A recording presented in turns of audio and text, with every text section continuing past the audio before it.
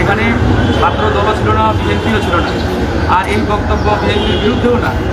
তো সুতরাং তারা কেন এরকম একটি মানে ধোঁয়াশাপন্ন পরিবেশ তৈরি করে আমার উপরে আক্রমণটি চালালেন, এটা অবশ্যই আজকে বড় একটি গভীর বিষয়।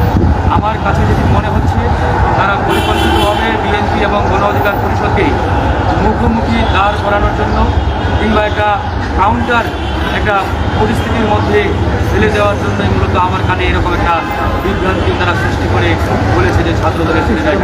আর ছাত্রদল তো সেখানে যাওয়ার প্রশ্নই আসে না। প্রোগ্রামটি হচ্ছে বিপ্লবী পরিষদের, ছাত্রদলেই কেন যাবে বা ছাত্র শিবিরেই বা কেন যাবে সেখানে? তো সেই জায়গায় তারা আক্রমণ চালিয়ে, বাকিটা আপনারা সবাই ভিডিওতে দেখেছেন। ওই সময় আমার সেন্স সেভাবে ছিল না। আমার সহযোদ্ধারা এবং উপস্থিত যারা রিক্সা চালকরা ছিলেন, ওনারা আমাকে ওই রিক্সায় তুলে করে সিটি হাসপাতালে নিয়ে আসে।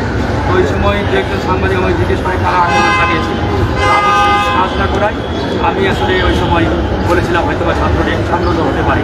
তো পরক্ষণে আমি বলেছি যে না, ছাত্রদল তো এখানে আসার প্রশ্নই আসে, প্রোগ্রামটা আরেকটা দলে। যাই এরকম একটা বিভ্রান্তি তারা ইচ্ছাকৃতভাবে তৈরি করছে বিএনপির সাথে আমাদের একটা দূরত্ব তৈরির জন্য, একটা কাউন্টার পরিস্থিতিতে ফেলার জন্য। এরপরে সিটি হাসপাতালে আমরা ভর্তি আছি। আজকে তারা শহীদ স্মৃতি ফাউন্ডেশনের প্রধান নির্বাহী মীর জুলাই স্মৃতি ফাউন্ডেশনের প্রধান নির্বাহী শহীদ স্নিগ্ধকে পাঠিয়েছিল আমার কাছে আপোষ করার জন্য। শহীদ মুগ্ধের ভাই স্নিগ্ধকে পাঠিয়েছিল, সে 7-8 জনকে নিয়ে আসছিল। এসে আমাকে অনুরোধ করেছে, ভাই ওনারা তো আপনারই ছোটো ভাই, ওনারা একটা ভুল করেছে, যাই হোক না বুঝে আপনি মাফ করে দেন। আমি তাকে স্পষ্ট করে বললাম, তারা যেটা করেছে এটা ভুল না, ভুল হলে আমি 100 বার মাফ করতে রাজি আছি, কিন্তু অপরাধের কোনো মাফ নেই, অপরাধের কোনো ক্ষমা হতে পারে না। তারা যেটি করেছে এটি পরিষ্কারভাবে অপরাধ, এবং এই অপরাধ তারা একটা জায়গায় নয়, শহীদ মিনার থেকে শুরু করে তারা একবারে ওই ঢাকা মেট্রো বলে আমাদের মেডিকেল সেন্টারের সামনে পর্যন্ত আমাকে তারা আক্রমণ করতে করতে নিয়ে আসে দৌড়াই। এটা তো কোনোভাবেই মানে ভুল না, এটা অপরাধ। এই অপরাধের আমরা কোনোভাবে মাফ করতে পারি না, মাফ করার সুযোগ নেই। আমরা অবশ্যই এই সন্ত্রাসী যারা, খুনি যারা, এদের সর্বোচ্চ বিচার চাই।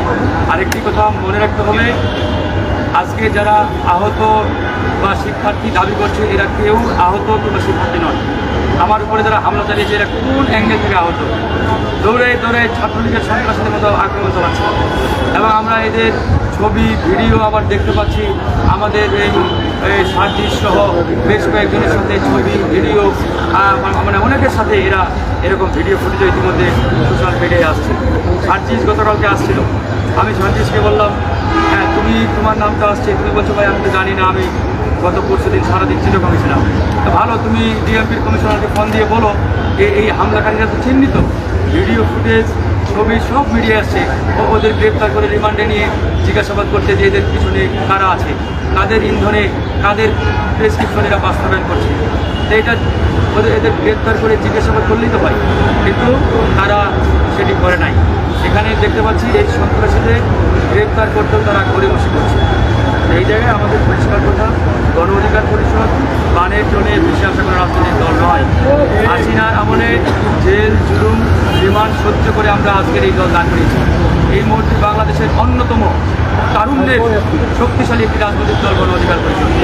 এই গণ অধিকার পরিষদের দিকে কেউ চোখ রাঙিয়ে কথা বলবে আর আমরা চোখ থাকবো, এরকম রক্ত আমাদের শরীরে নেই। আমাদের চোখে কেউ চোখ রাঙিয়ে কথা বললে আমরা সেই চোখ উপড়ে ফেলার শক্তি রাখি।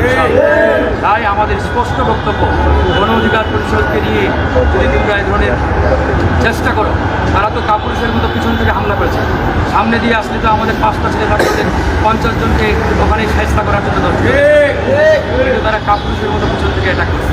তো যাই হোক, এগুলোতে আমরা দমে যাওয়ার কথা নয়। আমাদের একটাই কথা, যারা সন্ত্রাসী এদের কোনো পরিচয় নেই, এরা শিক্ষার্থী না, আহত না, এরা স্রেফ সন্ত্রাসী, এদেরকে সর্বোচ্চ শাস্তির আওতায় নিয়ে আসতে হবে। ধন্যবাদ।